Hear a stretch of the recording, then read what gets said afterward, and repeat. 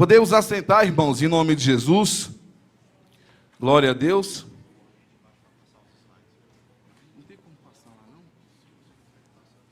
Não, prefiro que tu passe para mim, por gentileza. Obrigado, Jojo. Glória a Deus. Poder assentar, irmãos, em nome do Senhor nosso Deus. Quero agradecer ao pastor Lutero pelo convite e que Deus possa abençoar a vida de cada um dos irmãos em nome do Senhor Jesus. Algum grupo vai descer hoje? Vai subir, aliás? Já? Glória a Deus. Deus possa abençoar no nome de Jesus. Irmãos, nós estamos em uma sequência de estudos no livro de Juízes. Estamos aprendendo a cada dia, tem um áudio especial para a sua vida e nós disponibilizamos esses áudios nos grupos de WhatsApp, está lá no nosso canal do YouTube, IEPBC Brasil. E a cada dia, então, você recebe ali um áudio dentro desse projeto da nossa igreja, que é a leitura bíblica diária. Quantos estão acompanhando aí? Dê um amém bem forte ao Senhor Jesus. Glória a Deus. Então lá estamos aí com esse projeto a cada dia. E durante esses dias eu tenho lido demais o livro de Juízes. Tenho estudado muito esse livro. Desde quando começou, estamos estudando muito esse livro. E aí Deus me deu uma palavra que inclusive eu já até ministrei alguma coisa sobre esta mensagem há um bom tempo atrás. Mas aí recebendo o convite eu pude então dar uma aprimorada aqui para falar com os irmãos nessa noite. A primeira verdade que nós queremos falar, porque eu quero trazer nessa noite 3 verdades no livro de Juízes. E nós temos que agradecer a Deus pela nossa igreja, por esse projeto, porque é uma igreja que se preocupa pela palavra de Deus. Tanto é que nós temos uma fama aí, uma fama muito boa, que é a igreja que estuda a palavra. É muito importante ter uma igreja que se preocupa com a palavra de Deus. E nós estamos numa igreja que tem essa preocupação em ensinar a palavra de Deus. Hoje de manhã tivemos aqui um estudo maravilhoso com o nosso evangelista Jesuá, falando aí do 4º sinal, a perseguição, e foi uma verdadeira bênção. Então aqui, nesse livro de Juízes, nós encontramos 3 verdades que eu quero falar nesta noite. Obrigado, minha irmã. Deixa eu tomar um pouco aqui.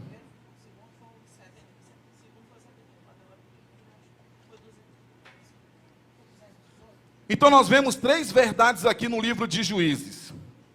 A primeira verdade que nós vemos no livro de Juízes é que o homem, ele é pecador. O homem, ele é pecador. O coração do homem é corrompido. Nós estamos vendo isso com muita frequência nos estudos. O homem tem um coração inclinado para o mal. Nós já nascemos numa natureza pecaminosa. Então nós observamos no livro de Juízes que o coração do homem está a cada dia inclinado para o mal.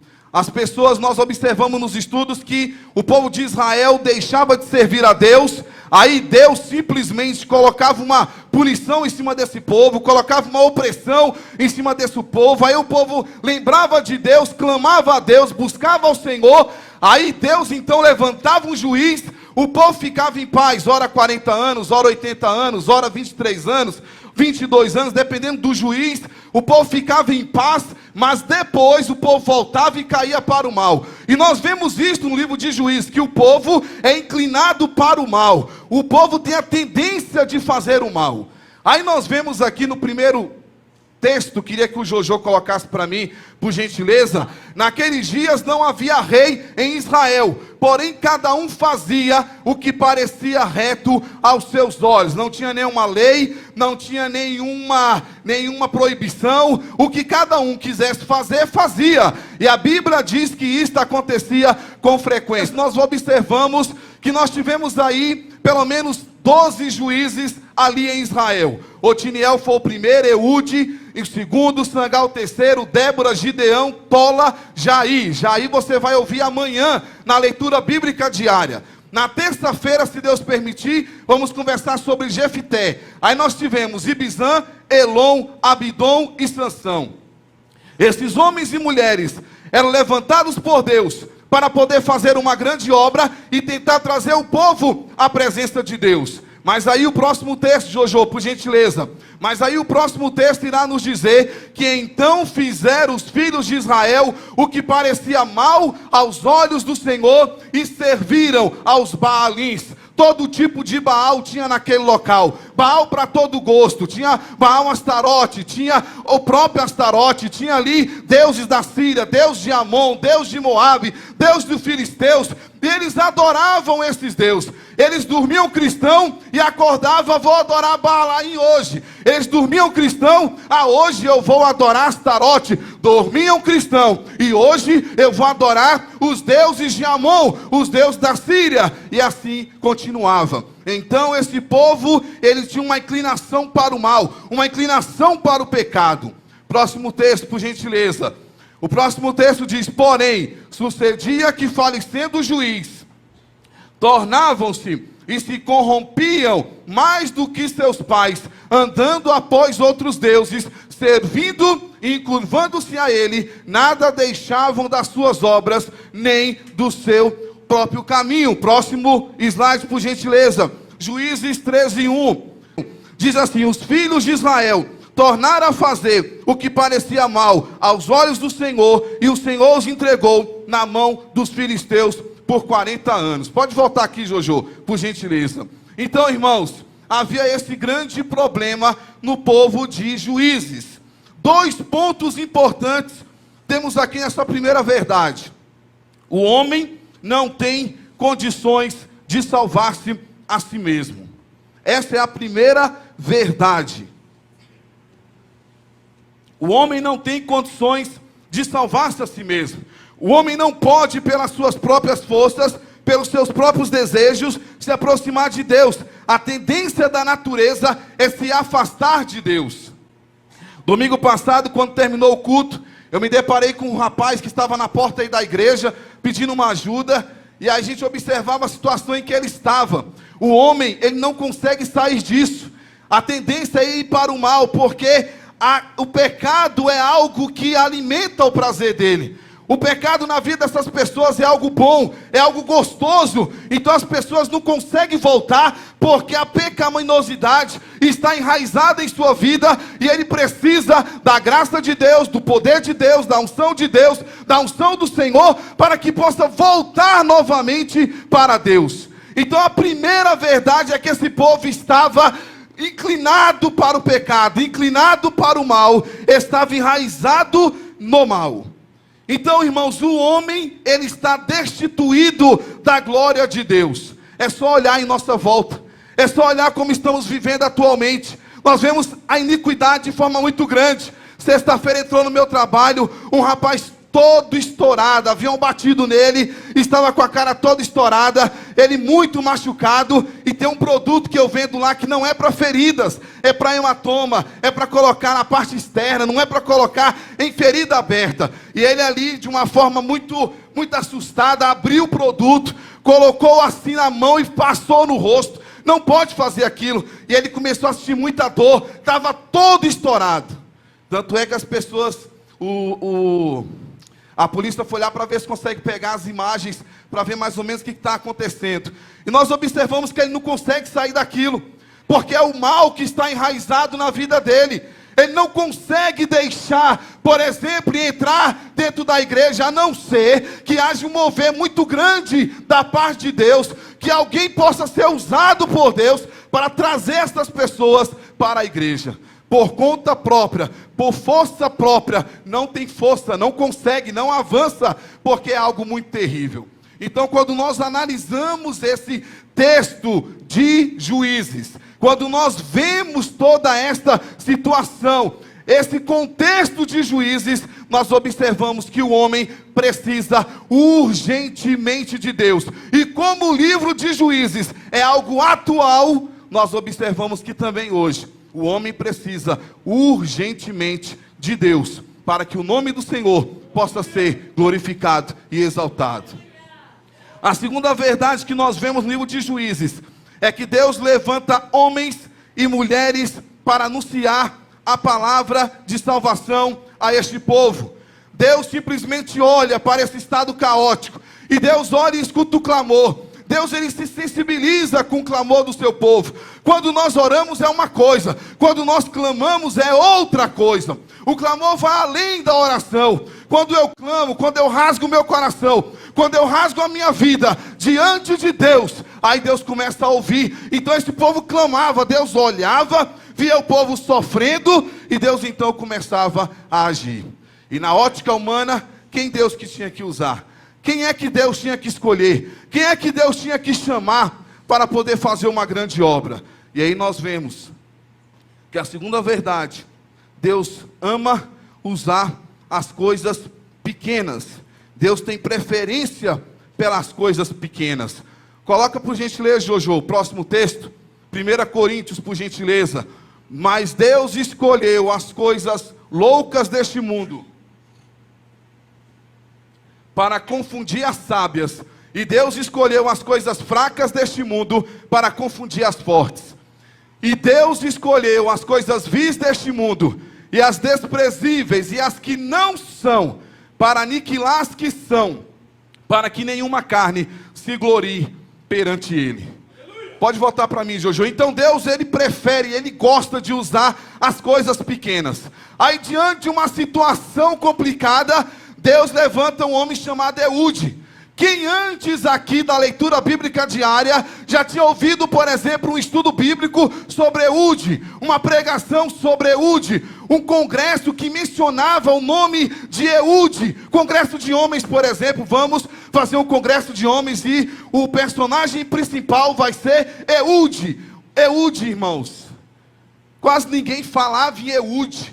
Estamos falando em Eude agora na leitura bíblica diária, porque Eude não tem muita coisa a se falar dentro da Bíblia. A única coisa que fala que Eude, ele foi chamado por Deus, ele foi levantado por Deus, o povo clamou a Deus, o povo buscou ao Senhor, porque estava servindo a Eglon 18 anos, aí Deus levanta um homem chamado Eude, filho de Gera, benjamita, só que ele era um homem canhoto. Coloca o texto para mim, Jojo, por favor. Olha só o que acontece. Deus chama o próximo, Deus chama este homem aí, e os filhos de Israel serviram a Eglon, rei dos Moabitas, 18 anos. 18 anos sofrendo, 18 anos padecendo. Então os filhos de Israel clamaram ao Senhor, e o Senhor lhes levantou um libertador, Eude, filho de Gera, benjamita, homem canhoto. Pode voltar aqui, Jojo. Esse homem canhoto, se esse é nos dias de hoje, o Jeremias, por exemplo, o Jeremias é canhoto. Nos dias de hoje não tem problema nenhum, mas naquele tempo era uma pessoa deficiente. Então Eude era deficiente aos olhos do povo de Israel. Por que o Senhor não levantava outra pessoa? Por que o Senhor não teve a condição de levantar um outro libertador? Mas não, ele olha para uma pessoa deficiente aos olhos de todo mundo, levanta uma pessoa pequena, que ninguém dava importância, e aí Deus levanta aquele homem, e a palavra do Senhor diz que por 40 anos, ele foi o libertador de Israel, porque Deus, ele gosta de usar as coisas pequenas. E aí o diabo coloca no seu coração e no meu: eu não posso fazer nada para o Senhor, porque eu tenho tal deficiência. E Deus vem esta noite te dizer o seguinte: quem faz a obra sou eu que capacito, e eu uso da forma que eu quero.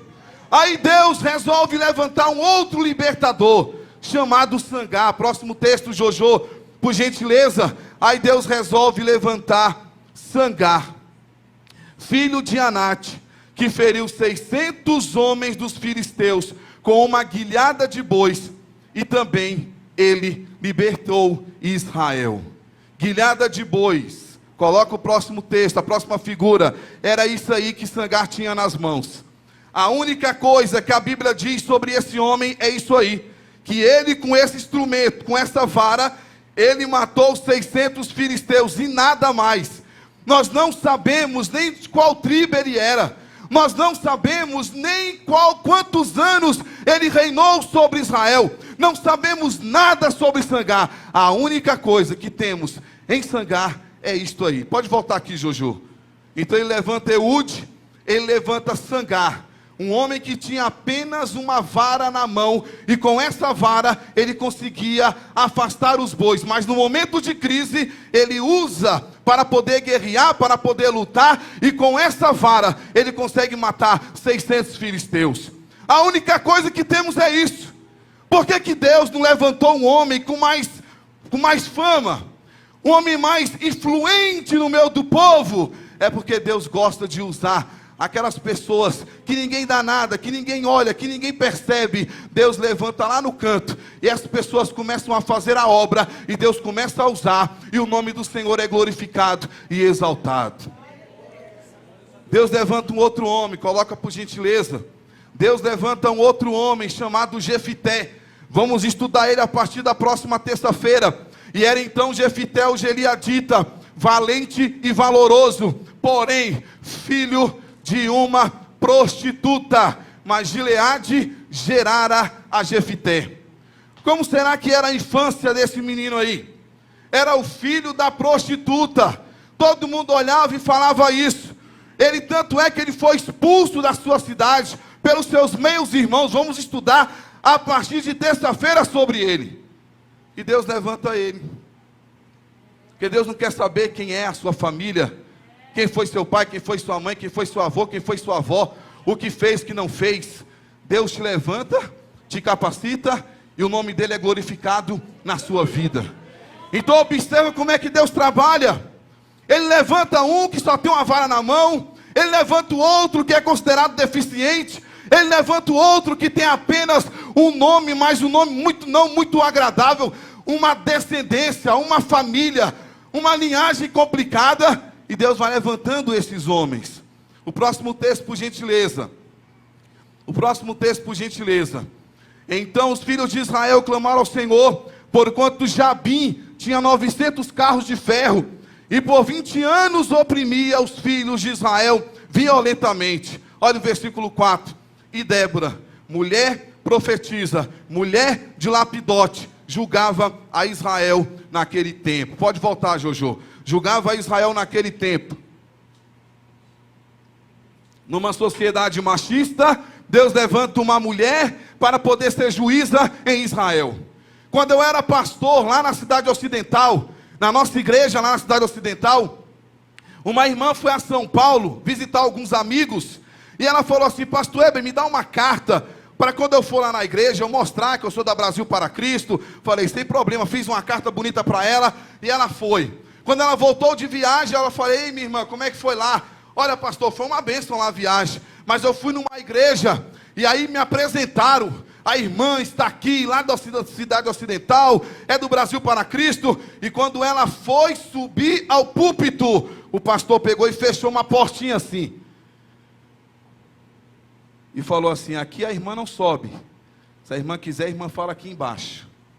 E deu o microfone para ela, porque naquela igreja, mulher não subia no púlpito, não podia. Isso tem até hoje, infelizmente, isso tem até hoje. Mas se Deus usa homens como eu, e usa homens como você, Deus também usa você, minha irmã, você mulher que está aqui, porque para Deus não tem isso, Ele usa tanto homens como mulheres. Quem é a pastora presidente do nosso ministério? Pastora presidente, pastora Loide Ramos, uma mulher de Deus, está na frente desta grande obra, porque Deus levanta homens, mas Deus também levanta mulheres. Então Deus, irmãos, foi levantando homens, foi levantando mulheres, para poder reinar, para poder governar, para poder resolver todas as coisas. Agora, irmãos, isso é muito importante, nós entendermos que Deus pega uma situação complicada, o povo atolado no pecado, e Deus vai escolhendo pessoas diferentes, pessoas que ninguém conhece, pessoas que ninguém dá nada, e aí Deus vai começando a usar essas pessoas. Aí nós vamos para o terceiro ponto, a terceira verdade no livro de Juízes. A terceira verdade no livro de Juízes é que mesmo diante desta situação caótica, havia um mover tremendo do agir do Espírito Santo de Deus. No meio da luta, no meio da adversidade, no meio do problema, do caos, Deus levantava esses homens, mas não levantava esses homens com a força do braço. Ele ia lá e enchia cada um do Espírito Santo de Deus. Olha o próximo texto, por gentileza. O próximo texto irá nos dizer ali: e os filhos de Israel clamaram ao Senhor, e o Senhor levantou aos filhos de Israel um libertador, e os libertou Otiniel, filho de Quenaz, irmão de Calebe, mais novo do que ele. O povo naquela idolatria, servindo a Baal, servindo a Astarote, servindo a vários deuses. Ao versículo 10 fala: e veio sobre ele o Espírito do Senhor, e julgou a Israel, e saiu a peleja, e o Senhor deu na sua mão a Cusã-Risataim, rei da Síria. Volta aqui, Jojo. O que acontece, irmãos? Estão servindo a Baal, estão servindo a Astarote, estão servindo a outros deuses. O povo clamou, eu ouvi. Agora vai lá, eu vou te encher com o meu espírito, porque se eu te encher com o meu espírito, aí vai ter diferença no meio desse povo. O Espírito Santo de Deus, ele agia naquela situação caótica, e o Espírito Santo de Deus continua agindo da mesma forma nos nossos dias. Próximo texto, Jojo, por gentileza. Olha o próximo texto, meu irmão. Então o Espírito do Senhor revestiu a Gideão, o qual tocou a buzina, e os asbisreitas se ajuntaram após ele. Eu sou o menor, a minha família é a menor, eu não tenho condições. Deus de cara, 32 mil é muito, vai lá, só 300. Encheu esse homem, volta aqui, Jojo, por gentileza. Encheu esse homem com o Espírito Santo, e ele começou a fazer uma grande obra. Irmãos, quando nós estamos cheios do Espírito Santo, algo acontece. Com Deus não há possibilidade de perca. Com Deus não há possibilidade de derrota. Com Deus não há possibilidade. Tem pessoas que pensam que Deus e o diabo é pau a pau. Deus e o diabo está empatado. Agora Jesus levou um murro. Agora deu um murro em Satanás. Está igual aqui, ó. Meu irmão, para com isso. Para isto se manifestou as obras de Deus, para destruir todas as obras do diabo. O diabo não é nada próximo do poder de Deus, da unção do Senhor. Eu lembro de um negócio que aconteceu comigo. Pastor Gedeon Júnior não vai lembrar disso, não vai lembrar, mas aconteceu algo comigo muito tempo atrás. Estava pregando na tarde da bênção, e eu cheguei em casa, o telefone tocou, e aí eu atendi. Naquele tempo de extensão, né? Então meu pai tinha uma extensão lá no quarto, e o telefone tocou na sala. E aí o telefone tocou, e a voz dizia assim: não saia de casa, porque eu vou acabar com a sua vida. E aí eu falei assim: mas por qual motivo? Porque eu não gosto de você, eu detesto você, eu sei onde você trabalha, sei onde você estuda, e enquanto eu não acabar com a sua vida, eu não sossego. O telefone desligou. Aí tocou novamente. Aí contei para meus pais. Meu pai foi lá no quarto ouvindo a extensão, e aquelas mesmas palavras se repetiram. Aí eu cheguei no pastor Gedeon Júnior, falei: pastor, aconteceu isso e isso. Ele olhou para mim e disse assim: Éber, se o diabo tem ameaça de morte para a sua vida, há um Deus que tem promessa de vida e vida eterna. Continue com a sua vida normal. Continue com a sua vida normal. Nada mudou. No outro dia eu saí para trabalhar, para estudar. Tem tantos e tantos e tantos anos. Estou hoje à noite aqui pregando a palavra do Senhor, porque o diabo não é nada perto do poder da unção de Deus. Então com Deus não há possibilidade de perder, irmãos. Quando o povo estava no erro, quando o povo estava numa situação dessa, Deus levantava esses homens e enchia do Espírito do Senhor. Próximo slide, por gentileza. Jojo, filho de uma prostituta, não tem problema. Então o Espírito do Senhor veio sobre Jefité. Aí a coisa mudou. Próximo, Jojo, por gentileza. Então o Espírito do Senhor se apossou dele tão possantemente que o fendeu do alto a baixo, como quem fende um cabrito sem ter nada na sua mão. Sansão. O Espírito do Senhor se apoderava de Sansão. Uma força física extraordinária. Porque pela força do braço não conseguia matar o leão não. Mas o Espírito Santo derramava sobre esses homens o poder e a unção da graça de Deus. Pode voltar aqui, Jojo. No Velho Testamento, irmãos, há 88 referências à pessoa e obra do Espírito Santo de Deus. Se você ler o Velho Testamento, você vai encontrar 88 referências falando do Espírito Santo de Deus na vida desses homens. Então ele agia para uma determinada função, fazia ali uma grande obra. Só que no Novo Testamento nós vamos ver que a presença do Espírito Santo se tornou algo constante, se tornou algo permanente.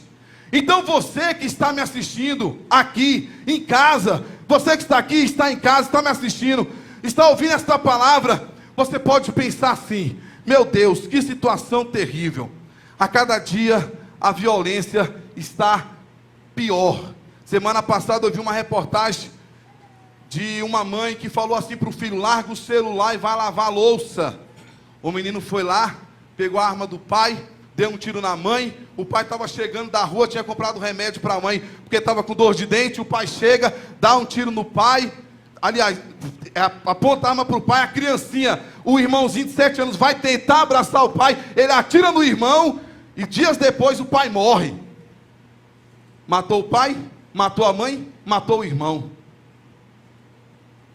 Estava vendo a entrevista dele. E você vê isso todo dia, toda hora, todo momento, todo instante. Nós vimos no livro de Juízes que Abimeleque foi lá, simplesmente matou 69 irmãos. Simples assim. Matei 69 irmãos. Nós vemos isto com muita frequência, infelizmente, nos nossos dias. Mas não pense você que Deus perdeu o controle. O Espírito Santo de Deus, que é Deus. Deus é Deus. Jesus Cristo é Deus. E o Espírito Santo também é Deus. E Ele age, e Ele abençoa. E sabe o que vai acontecer? Coloca, Jojo, o próximo texto. Sabe o que vai acontecer? O próximo, por gentileza. Olha só, Atos 2, versículo 1, versículo 4. Isso é para nós, é para os nossos dias. Cumprindo-se o dia de Pentecostes, estavam todos reunidos no mesmo lugar. Imagine nós aqui, reunidos no mesmo lugar. E de repente veio do céu um som, como de um vento veemente e impetuoso, e encheu toda a casa em que estavam assentados. E foram vistas por ele línguas repartidas, como que de fogo, as quais pousaram sobre cada um deles, e todos foram cheios do Espírito Santo, e começaram a falar em outras línguas, conforme o Espírito Santo lhes concedia que falassem. O próximo, Jojo, aí Pedro, ele levanta a voz e fala, e todos se maravilhavam e estavam suspensos, dizendo uns para os outros: o que quer dizer isto? E outros zombaram, dizendo: estão embriagados, estão cheios de mosto. Aí Pedro vem. Pedro, porém, pondo-se em pé com os 11, levantou a voz e disse-lhes: varões judeus, e todos os que habitais em Jerusalém, seja-vos isto notório, e escutai as minhas palavras. Estes homens não estão embriagados, como vós pensais, sendo esta a 3ª hora do dia. Mas isto, Pedro está dizendo, mas isto que vocês acabaram de ver, foi o que foi dito pelo profeta Joel. E nos últimos dias acontecerá, diz Deus, que do meu espírito derramarei sobre toda a carne. Os vossos olhos, os vossos filhos e vossas filhas profetizarão. Os vossos jovens terão visões, e os vossos velhos sonharão sonhos. E também do meu espírito derramarei sobre os meus servos e minhas servas naqueles dias, e profetizarão, e farei aparecer prodígios em cima do céu e sinais embaixo da terra, sangue, fogo e vapor de fumaça. Nesses últimos dias, o Espírito de Deus, Ele vai se derramar em nossa vida. E eu vou até mudar o que eu falei. Ele não vai derramar em nossa vida, Ele já derramou. Nós somos templo e habitação do Espírito Santo de Deus. Nós apenas estamos pensando que Ele está longe. Estamos apenas pensando que Ele está dormindo. Estamos apenas pensando que Ele está distante. Não, Ele habita em mim, Ele habita em você. E se Ele habita em mim, se Ele habita em você, então algo de Deus tem que acontecer nas nossas vidas. Atos 1:8, mas recebereis a virtude do Espírito Santo, que há de vir sobre vós, e ser-me-eis testemunhas, tanto em Jerusalém, como em toda a Judéia, e em Samaria, e até aos confins da terra.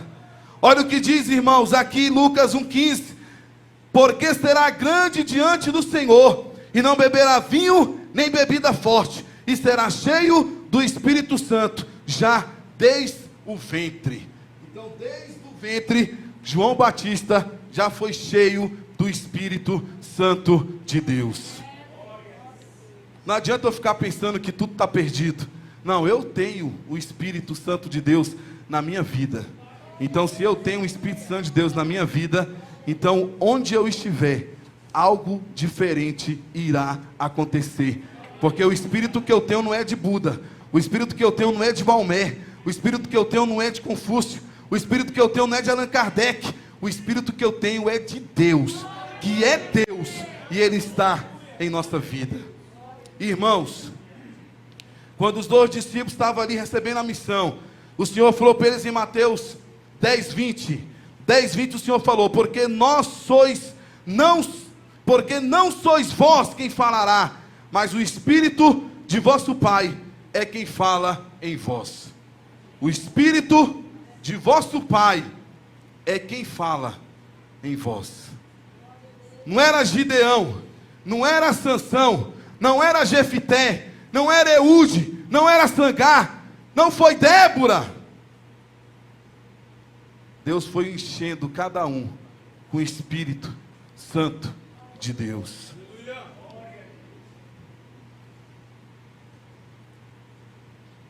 Mas pastor Heber, eu não sei orar, não sei falar, está tão difícil. Pode voltar aqui, Jojo. Está tão difícil, está tão complicado. Eu não consigo orar, não consigo buscar a Deus.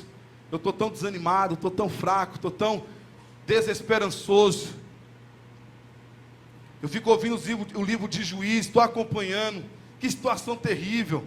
O pastor Gedeon Júnior aqui abriu a palavra de abertura, mostrando até as manchetes que tinha no livro de Juízes, que tem. Que coisa terrível, que coisa complicada. Isso vai entristecendo o meu coração. E às vezes eu quero trabalhar, quero fazer, quero agir, mas não consigo, não tem força.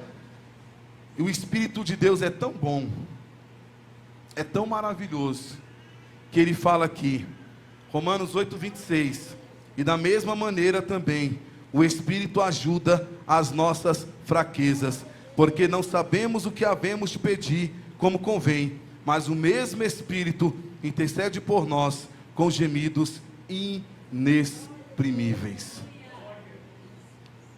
O Espírito de Deus está atento a tudo que está acontecendo na minha vida, na sua vida. E não queira mexer com o Espírito de Deus, porque a Bíblia diz, em 1 Coríntios 3,16, não sabeis vós que sois o templo de Deus, e que o Espírito de Deus habita em vós? Se alguém destruir o templo de Deus, Deus o destruirá, porque o templo de Deus, que sois vós, é santo. Que sois vós é santo. Primeira verdade, o povo estava em decadência, pecado, atolado no mal. Segunda verdade, Deus levantava homens e mulheres que ninguém dava nada para fazer uma grande obra. E terceira verdade, no momento caótico, Deus levantava esses homens, mulheres, e enchia com o Espírito Santo de Deus. E a grande pergunta é: eu estou cheio do Espírito de Deus ou não? Você está cheio do Espírito de Deus ou não? E se nós clamarmos a Deus, irmãos, Deus vai mudar a nossa cidade, Deus vai mudar a nossa igreja, Deus vai mudar nosso país, Deus vai mudar todas as coisas, e o nome do Senhor vai ser glorificado e exaltado. Basta nós acreditarmos, basta nós crermos, e se nós confiarmos em Deus, Deus irá nos abençoar de uma forma gloriosa. Senhor nosso Deus, muito obrigado, Senhor, por estarmos aqui na Tua presença, ministrando, Senhor, a Tua palavra. Meu Deus amado, que possamos ter o mover do Espírito Santo de Deus, que possamos, ó Pai, clamar a Ti, buscar a Tua face. Meu Deus amado, que o Teu nome seja engrandecido, que o Teu nome seja glorificado. Abençoa, Senhor, as nossas vidas. Derrame sobre nós o Teu poder, a Tua glória, a Tua graça. Que o Teu nome, Senhor, seja glorificado. Meu Deus amado, que eu possa ser cheio do Espírito Santo. Tua palavra diz, Senhor, que nos últimos dias os jovens teriam visões, os velhos teriam sonhos. Pai amado, que isso possa acontecer com forma grandiosa em nosso meio, com muita frequência em nosso meio. Meu Deus amado, em nome do Senhor, que toda frieza possa cair por terra e que possamos exaltar, glorificar o nome do Senhor Jesus. Abençoa, Pai amado, as nossas vidas e que o Teu nome seja engrandecido. Abençoa, Pai, as nossas vidas e derrame sobre nós o Teu poder, a Tua graça e a Tua glória. Pedimos, ó Pai, a Tua bênção em nome de Jesus. Amém e amém. Fica esta palavra no seu coração, irmãos. A paz do Senhor. Obrigado.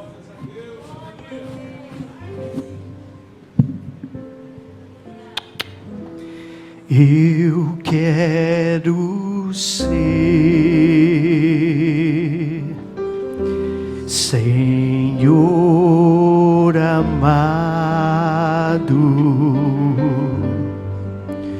como um vaso nas mãos do oleiro. Feche seus olhos, cante esse louvor.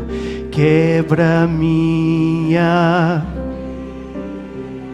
e faz-a de novo. Eu quero ser, eu quero ser, Senhor,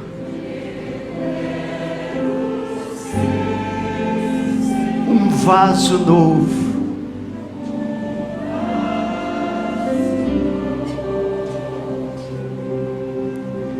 Como Tu queres, Senhor amado,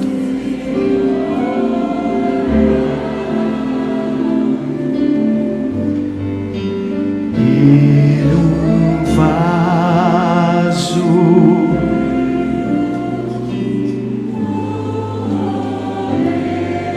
quebra minha vida faz-a de novo e faz-a de novo. Eu quero ser,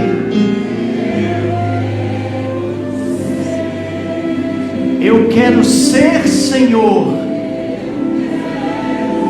ser, Senhor, um vaso novo.